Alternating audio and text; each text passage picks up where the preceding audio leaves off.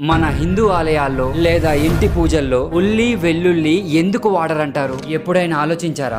ఒకటి, ఉల్లి వెల్లుల్లి రజో మరియు తామసం అన్న ఆయుర్వేద వర్గంలోకి వస్తాయి. ఇవి కోపం, అనారోగ్యం, అలాగే మనసు తలతికమించే భావనల్ని పెంచుతాయంట. అదే పురాణాల ప్రకారం చూసుకుంటే సముద్ర మదనం సమయంలో స్వర్భాను అనే రాక్షసుడు అమృతం తాగి శిరస్త్రాణం కోల్పోతాడు. అంటే శ్రీ మహావిష్ణువు అసురుడి తల ముండాన్ని సెపరేట్ చేసేస్తాడు. ఆ అసురుడినే రాహుకేతువుల పిలుచుకుంటాం. సో అలా శ్రీ మహావిష్ణువు సెపరేట్ చేసే క్రమంలో వాళ్ళ రక్తపు చుక్కలు నేలపై పడినప్పుడు అవే ఉల్లి వెల్లుల్లిగా మారాయంట. అందుకే ఇవి దేవుడికి నివేదించరు. అంటే ఇవేవో మానవ శరీరానికి హాని కలిగిస్తాయని కాదు, కానీ ఆధ్యాత్మిక శుద్ధికి మాత్రం వ్యతిరేకంగా ఉంటాయి. జైనులు, బౌద్ధులు అయితే అసలు ఈ మొక్కలనే వాడరు. ఎందుకంటే అవి భూమిలో ఉంటాయి కదా. సో వాటిని పీకేటప్పుడు జీవుల హాని అవుతుందంట. అంటే వాటికి కూడా జీవం ఉంటుంది అని నమ్ముతారు. మరి మీరు ఎప్పుడైనా ఇవి ఆలయాల్లో లేదా పూజల్లో వాడడం చూసారా? కామెంట్ చేయండి.